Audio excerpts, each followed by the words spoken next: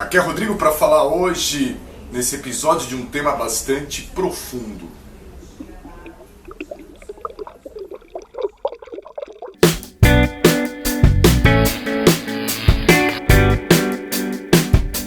Nesse vídeo vamos mergulhar num clássico considerado uma das maiores obras da escritora Clarice Lispector, A Paixão segundo GH. E antes de qualquer coisa, um aviso. Ao contrário do que você pode estar acostumado a ver nas redes sociais, nesse vídeo todas as frases atribuídas a Clarice Lispector são de fato da Clarice Lispector. Bom, mas vamos ao livro que, segundo os comentários, alguns comentários que eu recebi no Instagram, não desce muito fácil. Realmente não dá pra falar que esse é um livro fácil, assim como também não dá pra falar que esse não é um bom livro. Então, para começar a entender um pouco do livro, é bom deixar algumas coisas claras. Logo de cara, Clarice Lispector avisa aos leitores que esse é um livro, que essa é uma história para aqueles que conhecem a alma. Ou seja, Clarice já dá a primeira pista na primeira página do livro.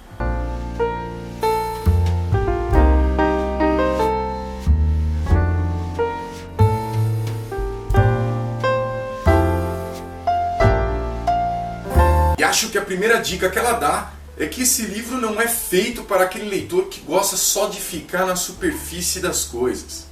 É preciso mergulhar na história, mergulhar na narrativa para conseguir extrair o sentido da história. Se quando eu li esse ano O Grande Gatsby, eu senti por que eu não havia lido esse livro antes, com A Paixão segundo GH da Clarice foi diferente. Eu agradeci por ter lido só agora. Talvez se tivesse lido mais jovem e talvez menos conhecedor da alma, eu não teria entendido muito bem, ou talvez não teria gostado como eu gostei hoje do livro. Mas para facilitar um pouquinho mais, eu fiz uma divisão do livro em algumas partes. Considero a primeira parte a descrição da narradora, dela mesma, que ela faz depois de nos contar que teve uma revelação, que aprendeu realmente o que significa a vida, talvez, ou pelo menos ela aprendeu que a sua vida de antes não significava muita coisa. E nesse momento dessa revelação ela começa a escrever como se deu essa revelação. Mas não espere uma descrição de, olha, eu tenho 50 anos, sou morena, alta, peso 55 quilos, não. Clarice, a narradora, vai descrevê-la pela alma. GH faz a descrição de como era a sua alma, ou da falta de alma que havia na sua vida, que para ela não tinha nenhum propósito, um total vazio existencial. O que eu chamaria de segunda parte é quando a GH começa a contar a história e nos leva ao quarto de sua casa, onde ela vai encontrar uma outra personagem muito importante dessa história e que vai ser o início da sua revelação. Não é exagero dizer que praticamente todo o livro, toda a narrativa acontece durante esse momento em que ela está no quarto. Que era um quarto que ela mesma diz que nunca vivera, né? Um quarto que ela nunca esteve na casa dela, que vivia tudo entulhado, mas que uma faxineira arrumou ele e ela não conseguia nem reconhecer aquele quarto dentro da casa dela. Logo que ela termina de descrever o quarto, entra em cena uma outra personagem muito importante desse livro e que talvez seja responsável por fazer também com que muita gente diga que essa é uma obra meio indigesta.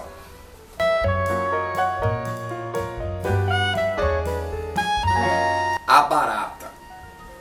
GH, como boa parte da população mundial, tem horror, tem asco, tem nojo das baratas. Mas é exatamente nesse momento que ela está no quarto dela, pensando sobre a vida que ela levava, em que ela vai ter que enfrentar um dos seus maiores medos, o medo de barata. Mas não é só isso, na verdade é o medo que a GH tem de mudar de vida, de ter uma vida nova.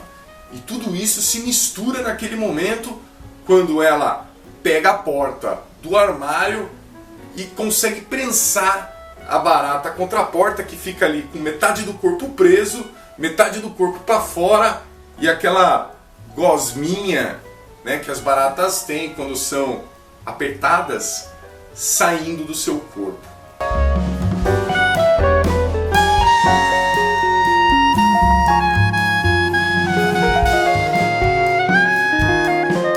E é nesse momento que leva algumas páginas, né, um momento que é narrado extensivamente, com muitos detalhes e com muitos fluxos, né, um fluxo de consciência, tudo que ela pensa, tudo que acontece com ela vai contando. É nesse momento, e ela vai descobrindo, vai se revelando, as coisas vão se revelando para ela. É esse momento que os críticos chamam da epifania, que, segundo o crítico Santana, pode ser definida assim.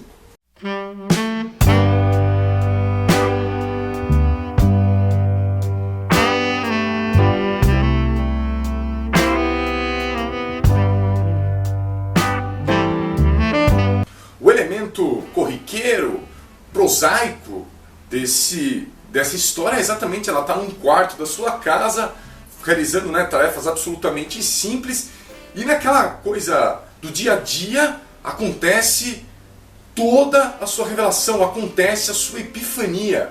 É uma característica, né, da Clarice, ela mistura essas cenas simples, cenas do dia a dia, onde acontecem grandes revelações, grandes momentos de epifania. E é nesse quarto, dividindo o espaço com uma barata mais ou menos espatifada na porta do armário, é que vai acontecer a epifania da GH, e que ela vai decidir que ela precisa enfrentar a barata de uma forma mais, digamos, íntima. E se fôssemos apenas fazer um resumo desse livro, ele seria bastante simples, já que é uma mulher um pouco desesperada, um pouco atormentada com sua consciência e com a vida que ela levou até agora, está num quarto que divide com uma barata mais ou menos espatifada, e é nesse quarto que ela vai realmente entender o sentido da vida dela.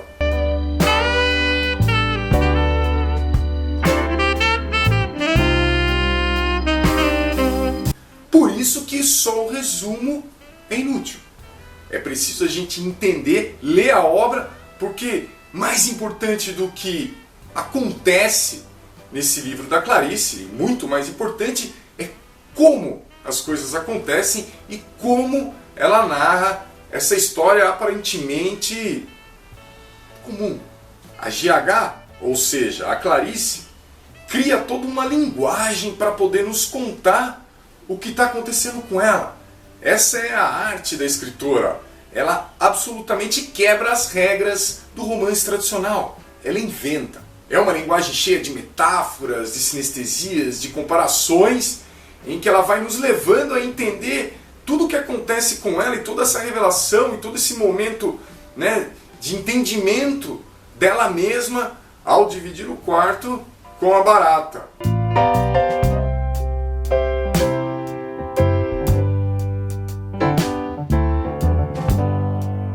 Agora, mais do que o contato com a barata, é o fato de que tudo isso leva a narradora a ter contato com ela mesma, com a sua própria consciência. Agora, para deixar vocês um pouco mais calmos, uma curiosidade sobre o livro. Embora no clássico do Franz Kafka, A Metamorfose, né, eu já até comentei isso no vídeo que eu fiz aqui, ele não nomeia, não é nomeado que o inseto em que ele se transforma é uma barata. No caso da Clarice, logo depois que ela nos apresenta a barata, o seu próximo capítulo abre com a palavra metamorfose repetida várias vezes. Será coincidência?